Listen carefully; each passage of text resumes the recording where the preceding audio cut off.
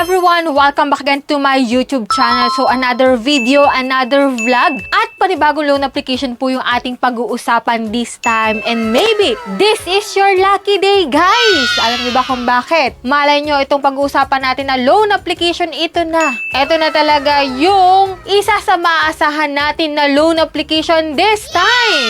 Pero, syempre, silipin ko muna siya, guys, para sa inyo. Ang pag-uusapan natin ngayon, guys, is bagong loan application na ang pangalan po is si Lucky Peso. Yes, tingnan natin guys kung lucky ba yung araw natin dito once na nag-apply tayo sa kanya. Alam nyo ba, 87,000 pesos po yung maximum loan amount na pinapautang dito. Pero syempre, kapag first time ka, magkano ba yung offer nitong si Lucky Peso? Yan po yung sabay-sabay nating malalaman dito sa vlog natin. Pero bago yun guys, kung gusto mong sumali sa aking pa-weekly Gcash giveaway, nako po, nag-announce po ako nung Monday at i-check mo baka nandun na yung pangalan mo. If ever man na wala pa at hindi ka pa nananalo, naku, baka hindi ka pa nakasubscribe. I-click mo yung subscribe button, turn on the notification bell, i-like itong video na to at mag-iwan ka na po ng comment dyan sa comment section dahil road to 100,000 subscribers na po tayo and abang-abang po kayo sa aking pa-Gcash giveaway dyan. And syempre, next Monday mag-a-announce po ulit ako ng 5 lucky winners. At syempre, sa last Monday of the month, may isa po akong pipiliin sa aking pa-cellphone giveaway na pwede mong i-convert yun into cash.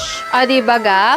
More chances of winning kapag nakasubscribe ka sa aking channel. Ayan guys, pag-usapan na natin itong si Lucky Peso guys. Bagong loan application po to, bagong labas. So, alamin natin kung magkano pwede niyang ipautang, hanggang kailan natin siya bayaran, at magkano yung mga services or mga interest na ibabawas dito guys. Mahalaga na alam natin yung tatlong yan para at least aware tayo kung okay ba talagang utangan itong application na to at kung maaasahan na ba siya. Let's see at hoping tayo na lucky day natin ngayon kay Lucky Peso. So if you're interested, keep on watching.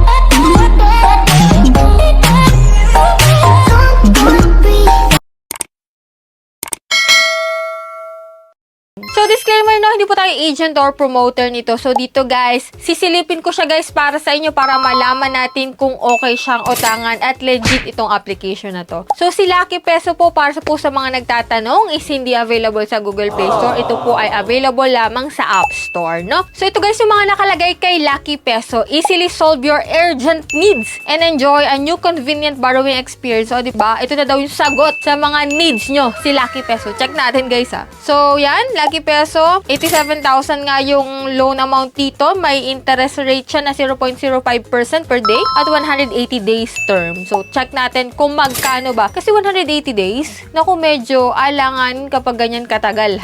So, check natin guys. Yan dito guys, kapag interesado ka kay Lucky Peso, syempre maglalagin ka dito ng phone number mo. So, magsisend doon ng code. Kalimitan, nagsishow na sa screen mo yung code. Minsan hindi na magsisend sa SMS. After nun, 30,000 po yung lumabas na maximum loan amount sa mga first time. Kasi first time po ako dito na maglo-loan sa kanya, 30,000 yung offer niya sa akin. And naging 121 day na lang po. So, check natin. Ayan guys, review rejected. Wala pa nga tayong pinipilapan review rejected na meaning, lumang application to na nagpalit lang ng pangalan. Kasi may record na ako dito guys. So, check natin guys. Mag-login tayo ng ibang number natin. So, yan. Balik ako sa dati guys. At ito, nag-fill up po ako nitong eKYC.